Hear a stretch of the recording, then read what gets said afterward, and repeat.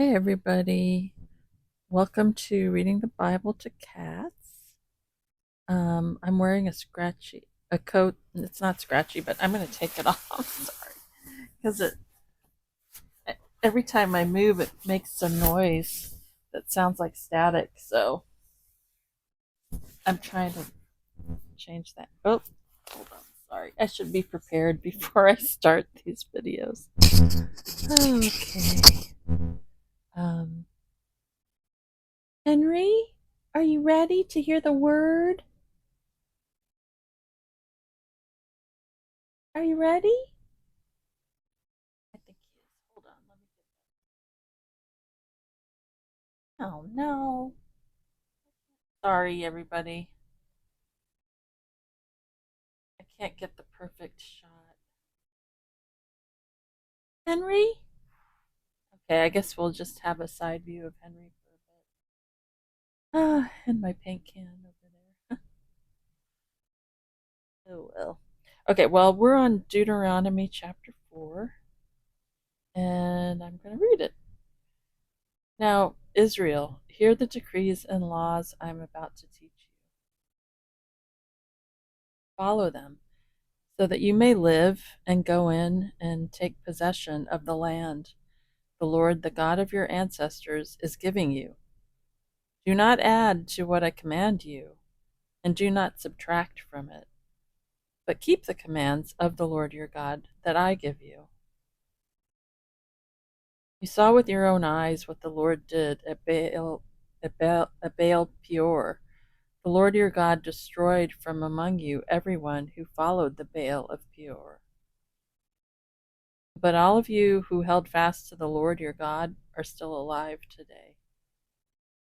See, I have taught you decrees and laws as the Lord my God commanded me, so that you may follow them in the land you are entering to take possession of it. Observe them carefully, for this will show your wisdom and understanding to the nations, who will hear about all these decrees and say, surely this great nation is a wise and understanding people.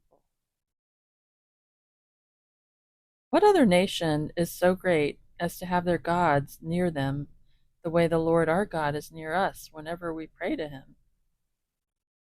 And what other nation is so great as to have such righteous decrees and laws as this body of laws I'm setting before you today?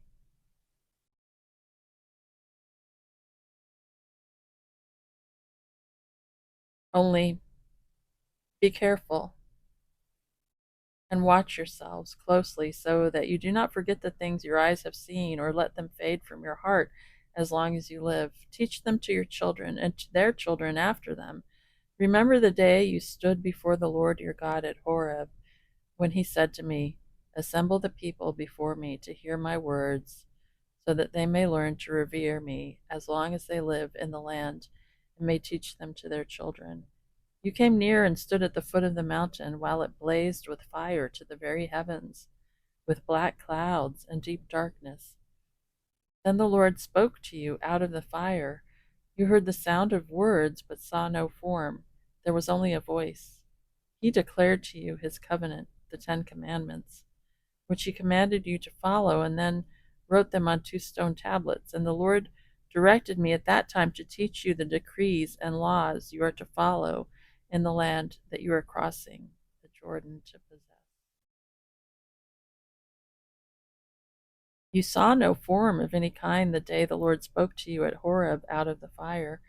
Therefore, watch yourselves very carefully so that you do not become corrupt and make for yourselves an idol, an image of any shape, whether formed like a man or a woman, or like any animal on earth, or any bird that flies in the air, or like any creature that moves along the ground, or any fish in the waters below. And when you look up to the sky and see the sun, the moon, and the stars, all the heavenly array, do not be enticed into bowing down to them and worshiping things the Lord your God has apportioned to all the nations under heaven. But as for you, the Lord took you and brought you out of the iron smelting furnace, out of Egypt, to be the people of his inheritance, as you now are. The Lord was angry with me because of you, and he solemnly swore that I would not cross the Jordan and enter the good land the Lord your God is giving you as your inheritance. I will die in this land. I will not cross the Jordan. But you are about to cross over and take possession of that good land. Be careful not to forget the covenant of the Lord your God that he made with you. Do not make for yourselves an idol in the form of anything the Lord your God has forbidden, for the Lord your God is a consuming fire, a jealous God. After you've had children and grandchildren and have lived in the land a long time, if you then become corrupt and make any kind of idol, doing evil in the eyes of the Lord your God and arousing his anger, I call the heavens and the earth as witnesses against you this day that you will quickly perish from the land that you are crossing the Jordan to possess. You will not live there long, but will certainly be destroyed. The Lord will scatter you among the peoples, and only a few of you will survive among the nations to which the Lord will drive you. There you will worship man-made gods of wood and stone, which cannot see or hear or eat or smell.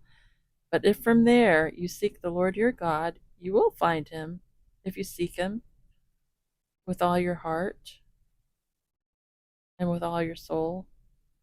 When you are in distress and all these things have happened to you, then in later days you will return to the Lord your God and obey him. For the Lord your God is a merciful God.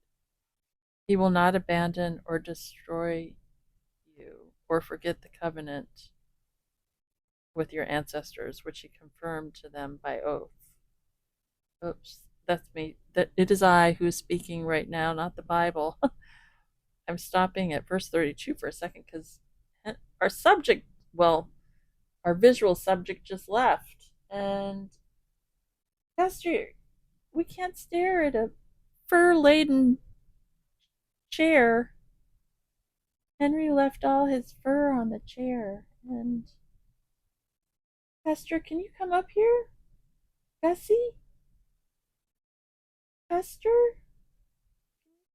Okay, let me see if I can. We'll take a little intermission. Get a cup of tea or something.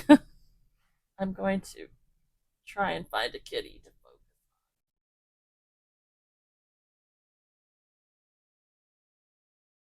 on.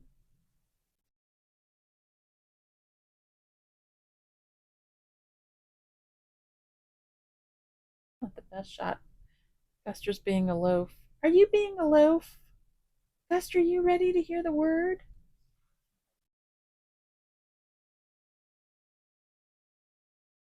Okay. Okay, well, let's just keep reading. Verse 32. Ask now about the former days long before your time, from the day God created human beings on earth. Ask from one end of the heavens to the other.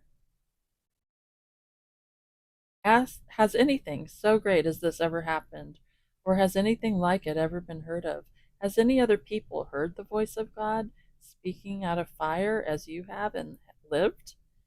Has any God ever tried to take for himself one nation out of another nation by testings, by signs and wonders, by war, by a mighty hand and an outstretched arm, or by great and awesome deeds, like all the things the Lord your God did for you in Egypt before your very eyes? You were shown these things so that you might know that the Lord is God. Besides him, there is no other. From heaven, he made you hear his voice to discipline you. On earth, he showed you his great fire, and you heard his words from out of the fire, because he loved your ancestors and chose their descendants after them. He brought you out of Egypt by his presence and his great strength, to drive out before you nations greater and stronger than you, and to bring you into their land, to give it to you for your inheritance as it is today. Acknowledge and take to heart this day that the Lord is God in heaven above and on the earth below. There is no other. Keep his decrees and commands which I am giving you today, so that it may go well with you and your children after you, and that you may live long in the land the Lord your God gives you for all time. Then Moses set aside 3 cities east of the Jordan, to which anyone who had killed a person could flee if they had unintentionally killed a neighbor without malice aforethought. They could flee into one of these cities and save their life. The cities were these: Bezer in the wilderness plateau for the Reubenites, Ramoth in Gilead for the Gadites, and Golan in Bashan for the Manassites. This is the law Moses set before the Israelites. These are the stipulations, decrees, and laws Moses gave them when they came out of Egypt and were in the valley near Beth Peor, east of the Jordan, in the land of Sihon, king of the Amorites, who reigned in Heshbon and was defeated by Moses and the Israelites as they came out of Egypt. They took possession of his land and the land of Og, king of Bashan, the 2 Amorite kings east of the Jordan. This land extended from Aroer on the rim of the Arnon Gorge to Mount Sirion, that is Hermon, and included all, sorry, that it is I who is speaking, not the Bible. Guster left. So here's a pretty pillow to look at. Okay, back to the final verses of this passage. Verse 48, this land extended from Aroer on the rim of the Arnon Gorge to Mount Sirion, that is Hermon, and included all the Arabah east of the Jordan as far as the Dead Sea, below the slopes of Pisgah. Hey everybody, that's the end of Deuteronomy chapter 4. Sorry we don't have visual subjects, but you do have an ornate pillow, which I don't know where this pillow. I I inherited this pillow from my mother, and I'm trying to think where she. I feel like it's from one of the countries we lived in. I don't know if it's Mexico or maybe it's Lebanon because we lived in Lebanon. But it's an old pillow. Anyway, back to the Bible. Yeah, it's funny that we read this today because I was thinking earlier I was thinking about one of the names of God, where he calls himself the God of Israel. And I was just thinking how unusual that actually is. You know what I mean? It's like the God of Israel. Throughout the Bible, I mean, he assumes that name. And of course, here we're reading about the promised land, and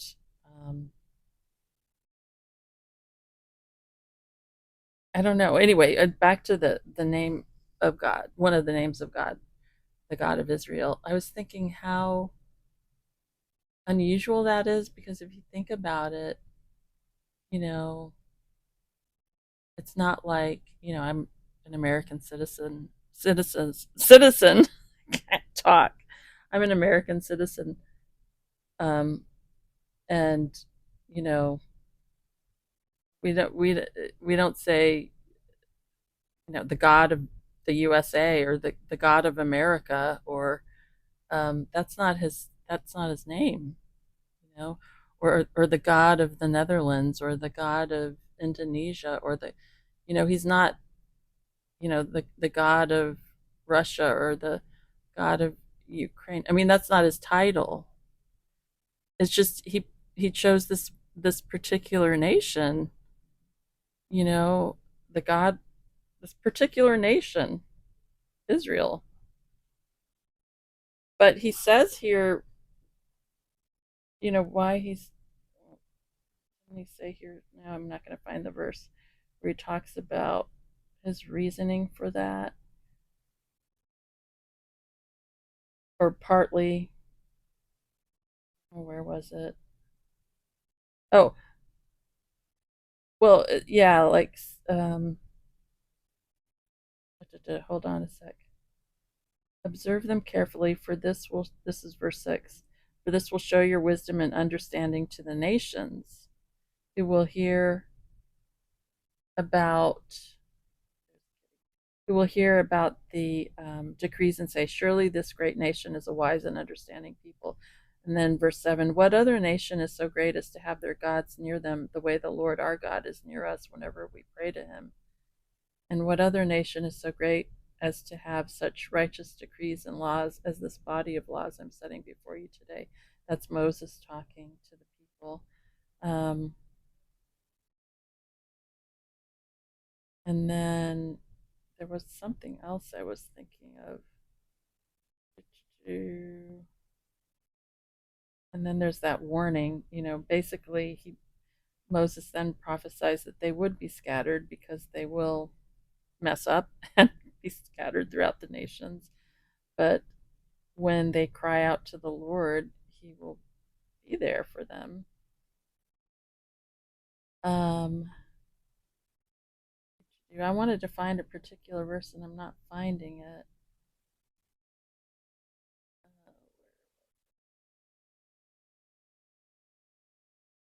Has anything so great as this ever happened? Verse 32.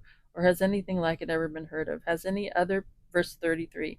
Has any other people heard the voice of God speaking out of fire as you have and lived? Has any God ever tried to take, here, verse 34. Has any God ever tried to take for himself one nation out of another nation by testings, by signs and wonders, by war, by a mighty hand and an outstretched arm? Or by great and awesome deeds like all the things the Lord your God did for you in Egypt before your eyes?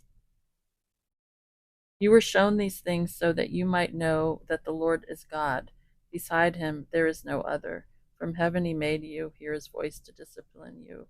On earth he showed you his great fire, and you heard his words from out of the fire. Because he loved your ancestors and chose their descendants after them. He brought you out of Egypt by his presence and his great strength. Drive out before you nations greater and stronger than you, and to bring you into their land, to give it to you for your inheritance as it is today. Yeah, because he loved their ancestors, Abraham and Isaac and Jacob. But it's just interesting to me that he created a nation to speak to the other nations of who he is. I just think that's really unique. I guess what I'm saying is, if I were God, which of course would be a terrible travesty, um, it wouldn't ever enter my mind to do something like that. It's just so different to me. I don't know, you guys. I'm not really making a whole lot of sense today because my tooth extraction hurts.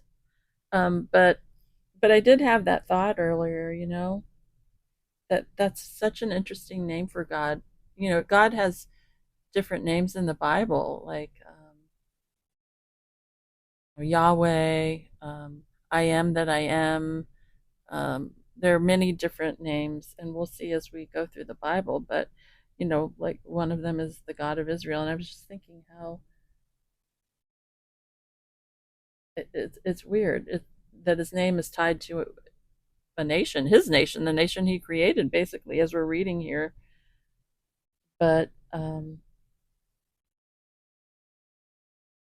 yeah. By the way, I was also thinking how, as we read through the Bible, we'll see this too, but that it's prophetic. That, I mean, the Bible let us know too in advance that all the nations ultimately would turn against Israel. And basically, that's what Armageddon is. That's Armageddon. I'm sure everyone's familiar with that word, Armageddon. And that's when all the the world turns against Israel and pretty much comes against it in the very last day. But so when we see, you know, that kind of happening, it seems to me like the stage is being set for that. It's all very prophetic, but you know, I love verse 30. When when you are in distress and all these things have happened to you, then in later days you will return to the Lord your God and obey him. For the Lord your God is a merciful God. He will not abandon or destroy you or forget the covenant with your ancestors, which he confirmed to them by oath. So, yeah, he's saying in the last days, when all this, when you're scattered throughout the nations, when, you go through all Israel, when, the Jewish people, when you go through all these trials and tribulations, when you cry out in distress, you know, I, I will have mercy and um, not abandon you or forget the covenant I made with your ancestors. So that's his promise to his people. It's just so interesting that it's played out through the centuries, and it's still playing out. All we have to do is watch the news. I, you know, sometimes wonder what my role should be or is in this time that we live in. It just seems like, I don't know, interesting days, interesting days. But let's look at the kitty. Let's see if Henry, now turning from Armageddon, let us turn to kitties. Talk of Armageddon to talk of kitties. So let's do that. Let's see if Henry will, respond to the name of his favorite toy, which he hasn't been doing. Henry, Henry, where's Bug? Where's Bug? Do you still have a passion for Bug? Do you want to go get Bug? Get Bug! Annie, you ready to get Bug? I think he is. I think he's still up for playing with Bug. Uh-oh, but somebody's getting jealous, and that's Guster. Oops, I've been on here 22 minutes and I'm rambling. So let me play with Henry and Guster, and I'll say a little prayer. Lord, thank you for your word. You have let us know the beginning. You let us know the beginning from the end. You let us know what's going to happen. Everything is laid out in the Bible. And thank you that we're not in the dark. I pray, Lord, for the times in which we live are fraught with turmoil and tribulation and trouble and scary things and craziness. But I pray for good things, Lord. I pray for your grace, your mercy.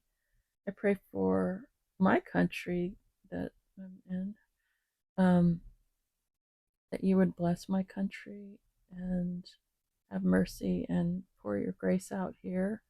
You have a lot of people here who love you.